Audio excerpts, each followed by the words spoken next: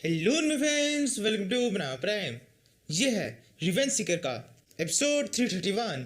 Now let's begin.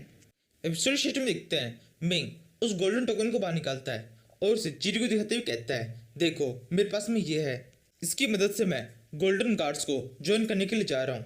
पहले मेरी एक ट्रेनिंग होगी, ट्रेनिंग खत्म होने के बाद में मैं गोल्डन गार्ड्स के अंदर ज्वाइन हो जाऊंगा और जैसे ही मैं ज्वाइन हो जाऊंगा एम्परर भी मेरा कुछ नहीं बिगाड़ पाएगा। ये कहने के बाद मिंग उस गोल्डन टोकन को एक्टिवेट करता है और फिर वहां से गायब हो जाता है। चीरू मुंह फैला लेती है और कहने लगती है, अगर तुम मेरा तरीका मानते तो ये सब कुछ बहुत ज़्यादा आसानी से हो सकता था। इसके बाद में हम मिंग को देखते हैं। मिंग उस जगह पहुंच चुका है।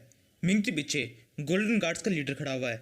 वो मिंग से कहता है, ये एक काफ़ी स्पेशल जगह है।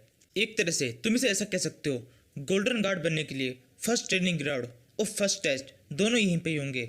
इस जगह पर एंशिएंट टाइम से और मॉडर्न टाइप के भी काफ़ी सारे मार्शल स्पिरिट्स हैं जो कि तुम्हें मारने की कोशिश करेंगे।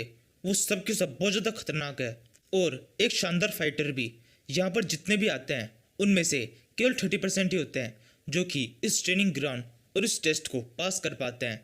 यानी कि इसका मतलब 70% लोग इसी ट्रेनिंग ग्राउंड के अंदर मारे जाते हैं। मुझे तुमसे थोड़ी बहुत उम्मीद है कि तुम यहाँ पे टिक पाओगे और हमारी मुलाकात दोबारा से हो पाएगी अगले ट्रेनिंग ग्राउंड में।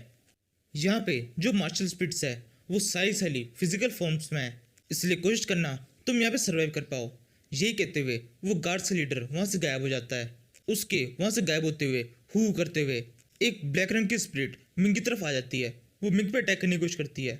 उस स्पिरिट के बीच में एक आदमी जैसा कुछ दिखाई देता है जिसके हाथ में एक तलवार भी है। वो मार्शल स्पिरिट मिंग के ऊपर एक जोर से अटैक कर देती है, लेकिन मिंग उसके ऊपर उससे तेजी से अटैक कर देता है। मिंग उसके ऊपर अपनी तलवार से एक जोर से स्लैश मारता है। मिंग का केवल ये एक ही स्लैश उस मार्शल स्पिरिट को मारने के लिए काफ़ी होता है। मिंग का ये स्लैश पड़ते ही कुछ ही सेकंड्स में वो मार्शल स्पिरिट वहाँ से गायब हो जाती है। इसके बाद मिंग बिबिंग से पूछने लगता है, ये सारे घोस्ट आ कहाँ से रहे हैं। बिबिंग कहती है, ये घोस्ट नहीं है, ये मार्शल स्पिरिट है। इन स्पिरिट्स को डायरेक्टली बॉडी से निकाला जाता है, लेकिन ये स्पिरिट्स ज़्यादा लंबे टाइम तक जिंदा नहीं रह सकती है। बॉडी से बाहर निकलने के कुछ देर बाद में ही ये डिसअपीयर हो जाती है। लेकिन ऐसा इस जगह पर नहीं हो रहा है। ये जगह इन स्पिरिट्स के लिए बहुत ज़्यादा सूटेबल है। ये परमानेंटली इस जगह पर रह सकती है। आप भी इन्हें नहीं मार सकते। अगर आप इनके ऊपर अटैक करते हुए जाएंगे तो भी इन्फाइनाइट अटैक करने के बाद भी ये स्पिरिट्स केवल यहाँ से डिसअपीयर होगी, मरेगी नहीं। तभी मिंग की सेकंड स्पिरिट स्वॉर्ड मिंग से कहती है, आप चाहें तो इन मार्शल स्पिरिट्स का यूज़ कर सकते हैं। इनके अंदर बिल्कुल भी कॉन्शियसनेस नहीं है। इनकी सेटिंग यानी कि इनके माइंड को केवल अटैक करने के लिए सेट किया गया है। ये हमेशा अटैक ही करते रहेंगे। आप इन मार्शल स्पिरिट्स को अपने मार्शल लेवल को इंक्रीज करने के लिए यूज़ कर सकते हैं। ये सुनकर मिंग सोचने लगता है और फिर कहता है, हाँ ऐसा किया जा सकता है। इन मार्शल स्पिरिट से मैं अपने लेवल इंक्रीज कर सकता हूँ। इससे मेरा स्टेटस हेवनली स्टेटस तक पहुँच सकता है। फिर मिंग बिबिंग से पूछता है, बिबिंग तुम बताओ, तुम्हारे मास्टर जिनके साथ में तुम पहले थी वो कहाँ तक पहुँचे थे, उनका स्टेटस क्या था। बिबिंग कहती है, वो ज़्यादा आगे तक नहीं पहुँच पाए थे। उनका स्टेटस ओनली स्टेटस तक ही था। वो कभी भी हेवनली स्टेटस तक नहीं पहुँच पाए। स्वॉर्ड कहती है, मेरे मास्टर साथ में बिल्कुल ऐसा ही हुआ था। मेरे पिछले मास्टर वो भी केवल स्टेटस तक ही पहुँच पाए थे, हेवनली स्टेटस तक नहीं। स्टेटस और हेवन दोनों के दोनों एक दूसरे पर डिपेंड करते हैं और इनसे आप गुरु लेवल और सेंट लेवल के बीच में ट्रांजैक्शन कर सकते हैं ताकि आपका लेवल अप करने में आपको मदद मिले। यहाँ पर पृथ्वी फिजिकल बॉडी है जिसे एलिवेटेड करने के लिए स्टेटस की जरूरत होती है। एक बार ये हो जाए फिर आप हेवनली पोजीशन तक पहुँच सकते हैं।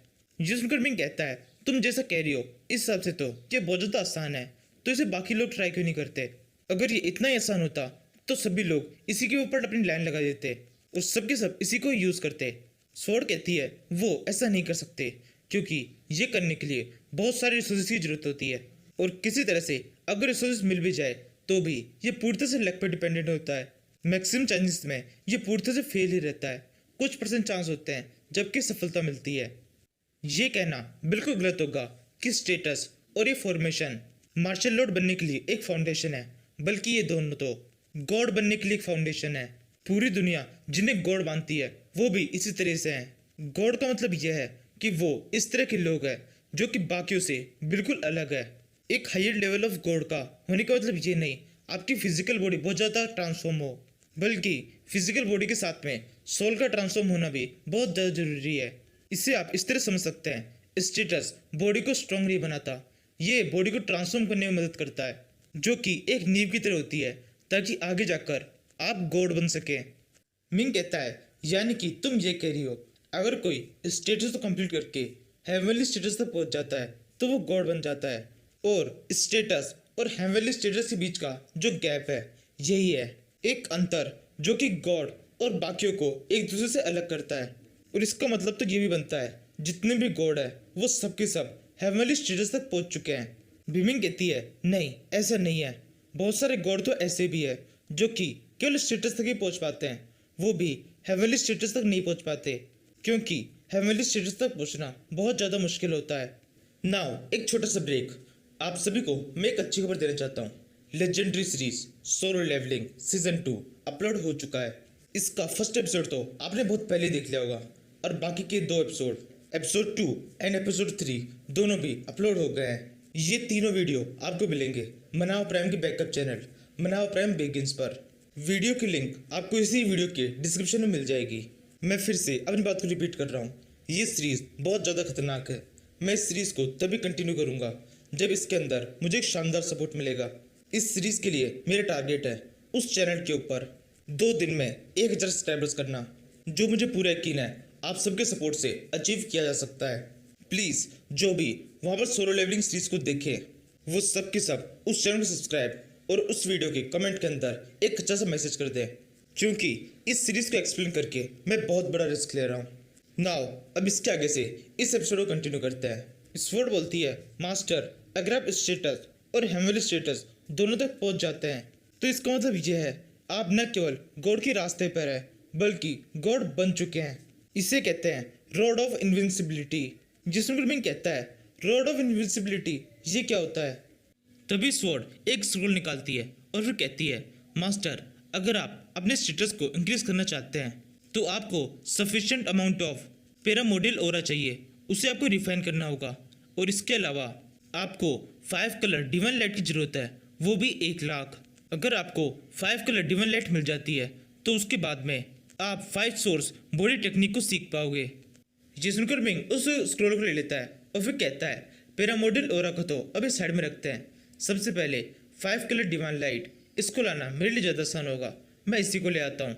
इसके बाद में मिंग मोन्यूमेंट ऑफ मेरिट से 1 लाख 5 कलर डिवाइन लाइट मांग लेता है, जो कि मिंग को बहुत ज़्यादा महंगी पड़ती है। मिंग का मुंह उतर जाता है। मिंग कहने लगता है, ये तो बहुत ज़्यादा एक्सपेंसिव है, एक डिवाइन लाइट के लिए मुझे 100 मिलियन वेलकरिप कॉइन्स देने पड़ गए, और मेरे को चाहिए थी 1 लाख डिवाइन लाइट, यानी इसका मतलब मेरे पास से 1 ट्रिलियन वेलकरी पॉइंट्स कट चुके हैं, यानी कि इसका मतलब मेरे पास से 10 ट्रिलियन वेलकरी पॉइंट कट चुके हैं। इसके बाद में मिंग थोड़ा शांत होता है और सोचता है, अभी मुझे इस बारे में नहीं सोचना चाहिए, मुझे सोचना चाहिए अपने अपग्रेड के बारे में। मुझे जल्दी से इस 5 कलर लाइट का यूज़ करके खुद का अपग्रेड करना चाहिए। इसके बाद में मिंग अपने अपग्रेड करने में लग जाता है। अपग्रेड के बाद में मिंग को काफ़ी ज़्यादा अच्छा लगता है। मिंग कहता है, मेरे को बहुत अच्छा लग रहा है, ऐसा लग रहा है मेरी बॉडी अंदर से लेकर बाहर तक पूरी तरह साफ हो चुकी है, मेरी बॉडी का हर एक पार्ट पूरी तरह से डिवाइन हो चुका है। इस टाइम पर मुझे बहुत ज़्यादा कंफर्टेबल और रिलैक्स फील हो रहा है। तभी स्वॉर्ड मिंग से कहती है, मास्टर अभी भी यहाँ पर काफ़ी सारी डिवाइन लाइट बची हुई है, आपको इसे पिरामिडल ओरा के बदले में एक्सचेंज कर लेना चाहिए। मिंग कहता है, लेकिन स्वॉर्ड पिरामिडल एरा बहुत ज़्यादा प्रीशियस होता है, मुझे नहीं लगता इस डिवाइन लाइट के बदले में वो कुछ खास ज़्यादा मिल पाएगा। ये कहते हुए मिंग जितना भी होता है उतना एक्सचेंज कर लेता है। उस पिरामिडल ओरा के कारण मिंग की बॉडी बहुत ज़रूर चमकने लगती है। स्वॉर्ड मिंग से कहती है, मास्टर बहुत अच्छे, ये काम कर रहा है। तभी मिंग अचानक से कुछ सोचने लगता है और उसे सोचते हुए थोड़ा परेशान भी हो जाता है। तभी बिबिंग मिंग से कहती है, मास्टर अभी कुछ भी सोचने का टाइम नहीं है, जल्दी से 5 सोर्स बॉडी ट्रेनिंग टेक्निक की प्रैक्टिस कर लीजिए। ये सुनकर मिंग वैसे करता है। मिंग बैठ जाता है, उस स्क्रोल को खोल लेता है और बैठे बैठे ही कुछ प्रैक्टिस करने लगता है। जिस टाइम पर मिंग ये कल्टिवेशन कर रहा होता है उसी टाइम पर वहाँ सामने की तरफ बहुत सारी मार्शल स्पिरिट्स आ जाती है, जो कि मिंग पर अटैक करने के लिए बढ़ने लगती है। और यहीं पर इस सीरीज का ये एपिसोड खत्म होता है। Now thank you.